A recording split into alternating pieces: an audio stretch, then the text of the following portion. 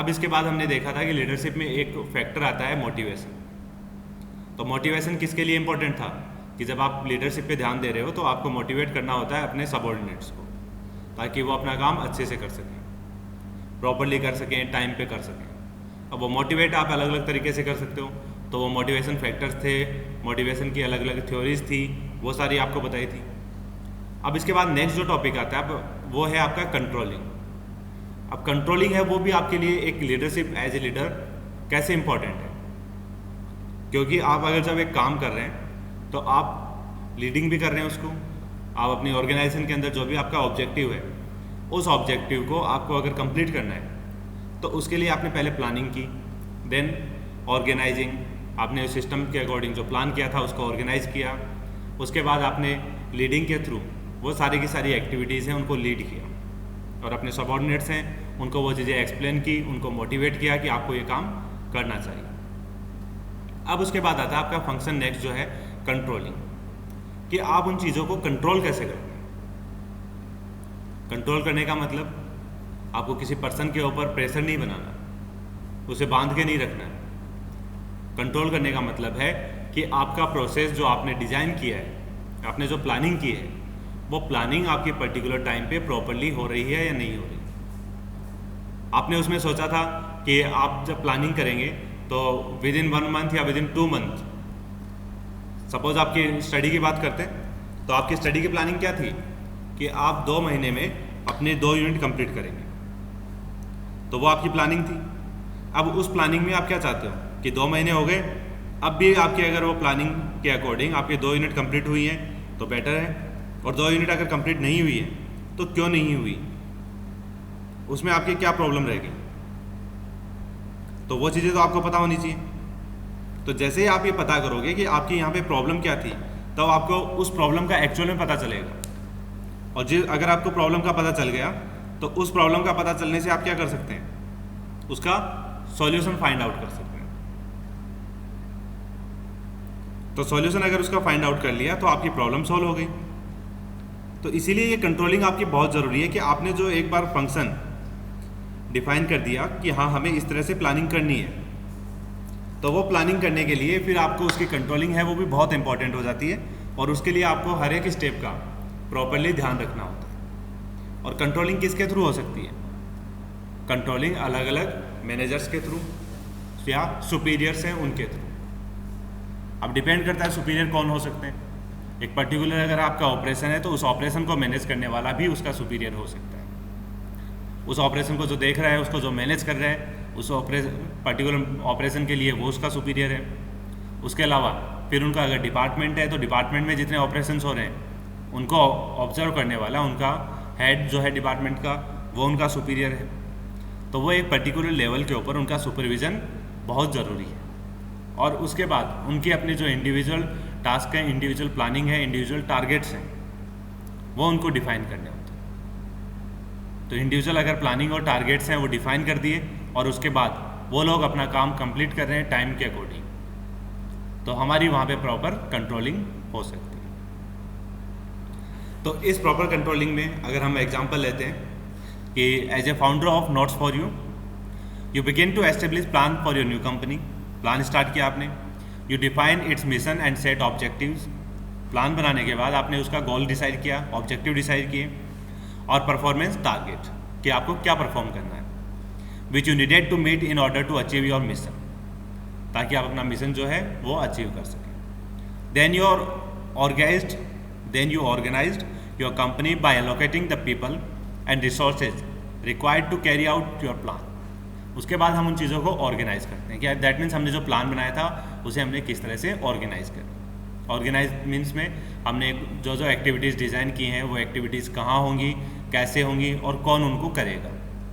तो उसमें आप अलग अलग जो एम्प्लॉयज़ हैं उनको डिसाइड करते हैं, उनकी रेस्पॉन्सिबिलिटीज़ उनको डिसाइड करते हैं और उनके अकॉर्डिंग उनको अथॉरिटी एंड पावर देते हैं। Finally you provide focus and direction to your employees and motivate them to achieve organizational objectives. और उसके बाद हम क्या करते हैं, हमारे एम्प्लॉयज़ जो हैं उनके ऊपर हम फोकस करते हैं, बिकॉज वहाँ पे हमारी लीडरशिप क्वालिटी काम आती है, और उनको हम मोटिवेट करेंगे और उससे हमारे ऑर्गेनाइजेशन के ऑब्जेक्टिव को अचीव करने में हेल्प मिलेगी। Is your job finished? No. Can you take a well earned vacation? क्या इसके बाद आपके काम खत्म हो गया, छुट्टियां ले सकते हो? तो अगर हम इसका आंसर देखते हैं तो इसका आंसर है आपका no. Your work has just begun, क्योंकि अभी तक तो आपने सिर्फ क्या है, एक रफ आउटलाइन ही ड्रॉ की है। Now that things are rolling along, you need to monitor your operation to see whether everything is going according to plan. If it's not, you need to take corrective action. तो यही मैंने आपको बताया था अभी कि आपने जो चीज़ें प्लान की हैं वो प्लान के अकॉर्डिंग आपकी सक्सेसफुल हो रही है या नहीं हो रही। अगर नहीं है तो आपको वहाँ पे करेक्टिव एक्शन लेने। करेक्टिव एक्शन मीन्स उनमें जो भी प्रॉब्लम है उन प्रॉब्लम्स को आपको सॉल्व आउट करना, कि किस तरह से हम ये प्रॉब्लम्स को सॉल्व कर सकते हैं। हमारे जो प्रॉब्लम्स आई थी उन प्रॉब्लम्स को हमें कैसे रिमूव करना है और उसके बाद हमारा ऑपरेशन है वो कितना स्मूथली हो सकता है। This process of comparing actual to plan performance and taking necessary corrective action is called controlling. इसमें किस चीज़ का कंपैरिजन है? एक्चुअल में अभी आपने जो किया वो एक्चुअल में हो रहा है और जो आपने प्लान किया था वो आपके पेपर्स पे था। तो जो प्लान और एक्चुअल में जो डिफरेंस आ रहा है उस चीज़ को देखना, समझना और उन प्रॉब्लम्स को ठीक करने के लिए आपके नेसेसरी करेक्टिव एक्शंस लेना, वो जो प्रोसेस कहलाता है उसे हम क्या कहते हैं?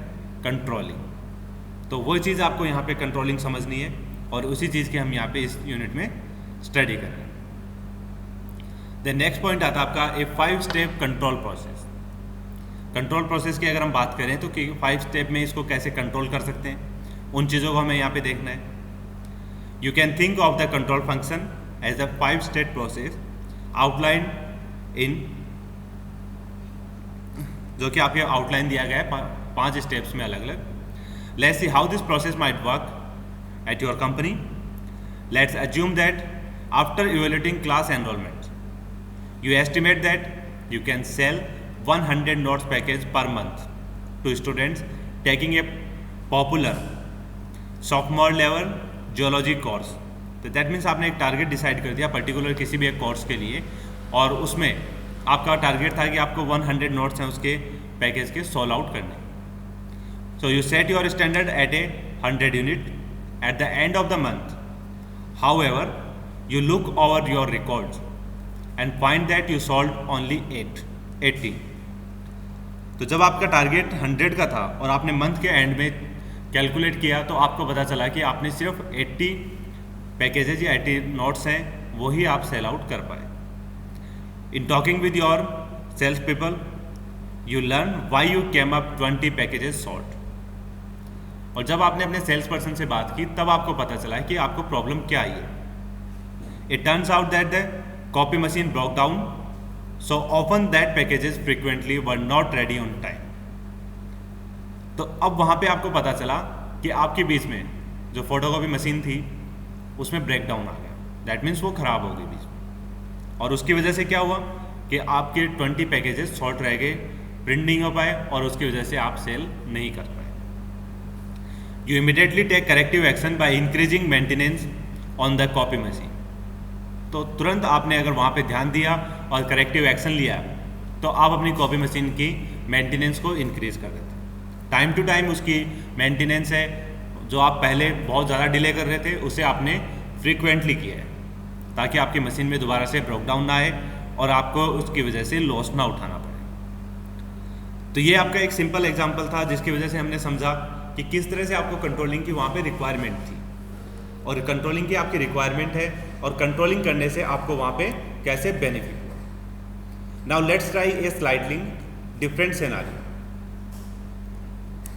Let's say that you still have the same standard, that means आपको 100 पैकेज का ही ऑर्डर रखना and that actually sales are still 80 packages और अभी भी आपके सेल्स है वो 80 पैकेज ही हैं।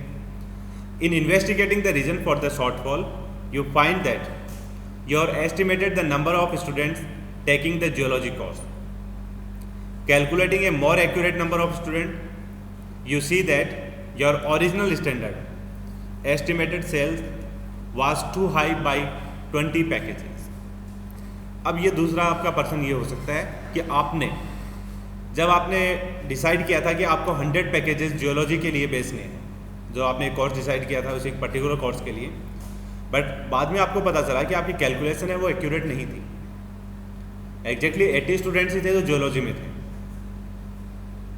और उन सब ने आपके नोट्स हैं वो परचेज कर लिए, बट आपने 20 का टारगेट एक्स्ट्रा रखा था, तो वो 20 का टारगेट आप वहाँ पे कैसे अचीव कर सकते हो? So you see that the original standard estimated sales was too high by 20 packages. तो जो आपने एस्टिमेट किया था वो ओरिजिनल से 20 पैकेजेस पहले से हाई था। In this case you should adjust your standard to reflect expected sales of 80 packages। तो यहाँ पे आपको अपने स्टैंडर्ड्स हैं उनको मॉडिफाई करना होगा, उनमें आपको करेक्शन करना है कि आप जब 80 है तो आप उनका टारगेट भी 80 का ही लेके चल सकते हैं, उससे ज़्यादा टारगेट आप नहीं ले सकते। तो in both situation your control process has been helpful. अगर आप इसमें कंट्रोल नहीं करते हैं तो आपको यही रहेगा कि आपके जो टारगेट्स हैं वो आप अचीव नहीं कर पा रहे।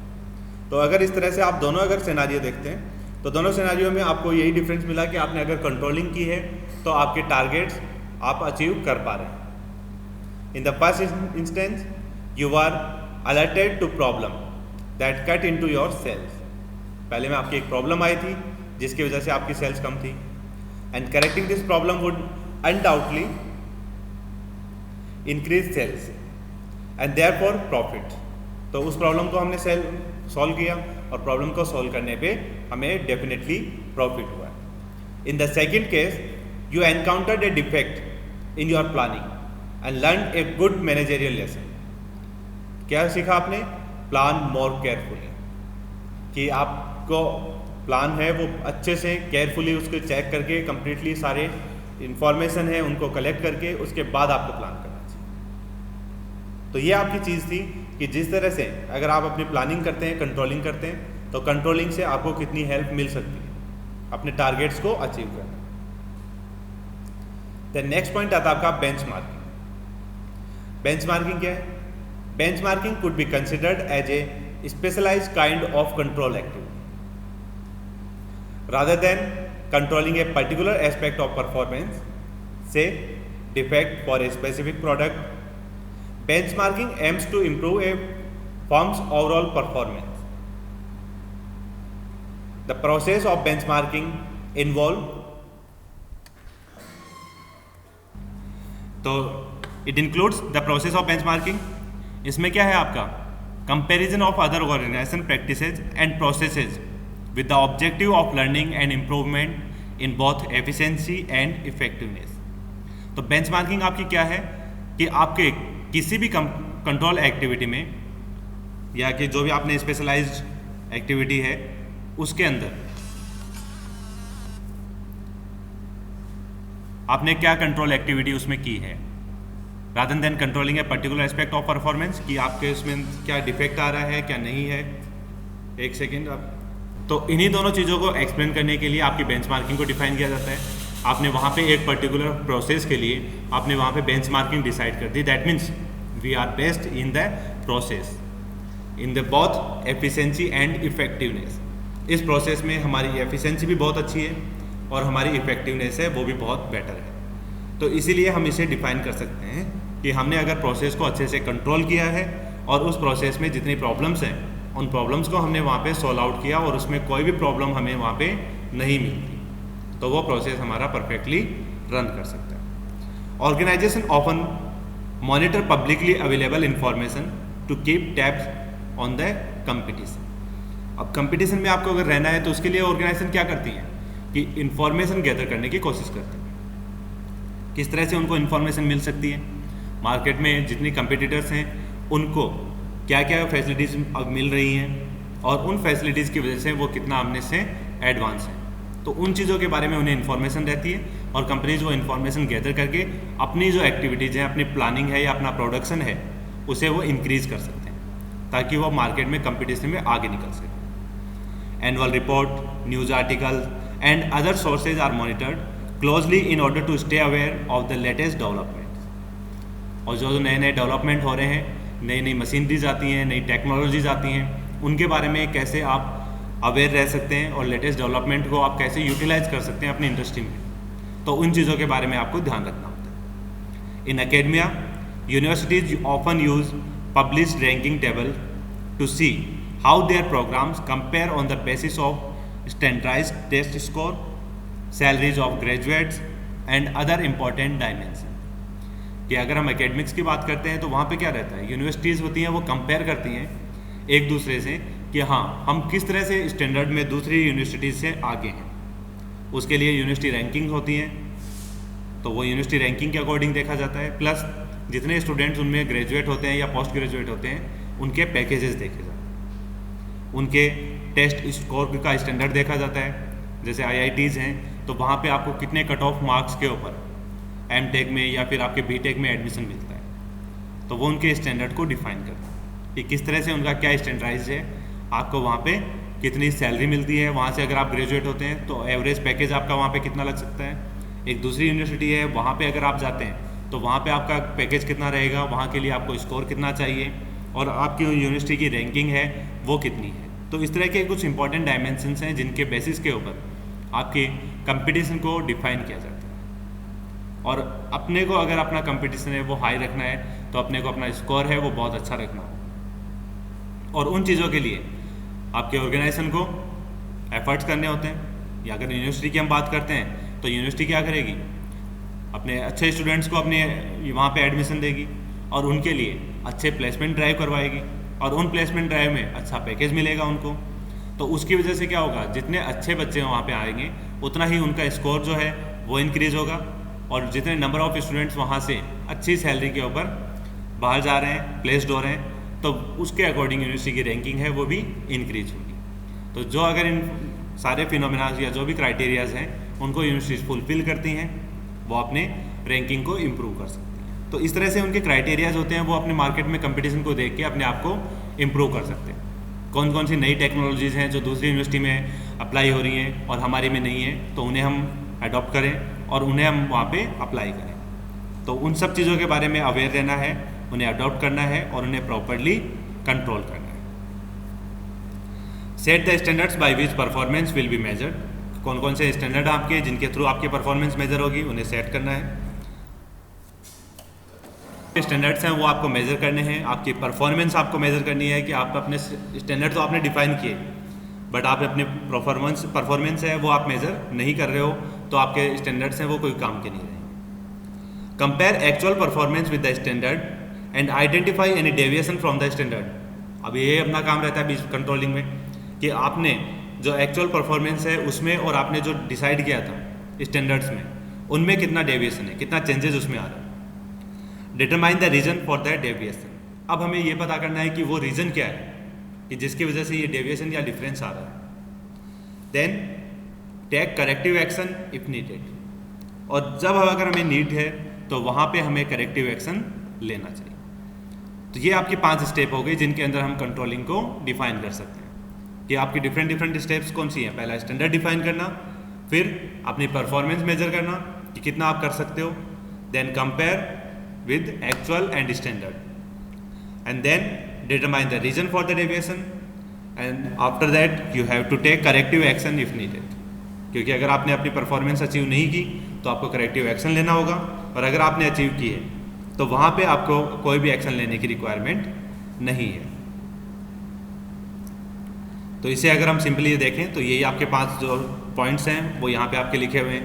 पहला वही आपका set the standards by which performance will be measured, and second measure performance, third compare actual performance with the standard and identify any deviation from the standard, then fourth determine the reason for the deviation, and number 5th take corrective action if needed। तो ये आपका control process था। इस control process में आप लोगों ने देखा, अच्छे से समझ गए होंगे। आई थिंक आप लोगों को इसमें कोई प्रॉब्लम नहीं आएगी।